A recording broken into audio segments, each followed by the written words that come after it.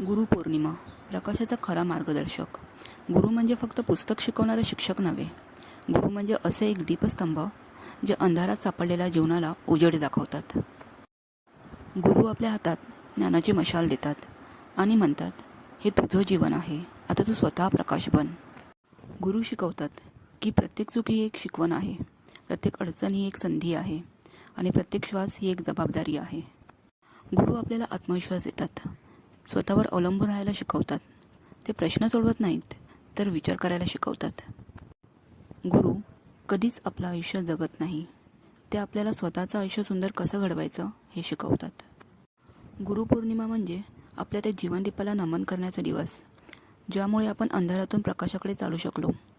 आज गुरुपौर्णिमेच्या निमित्ताने फक्त आपल्या गुरुला नव्हे, तर आयुष्यात येणाऱ्या प्रत्येक शिकवणीलाही नमन करूया, कारण जीवन हे सुद्धा एक महान गुरुच आहे.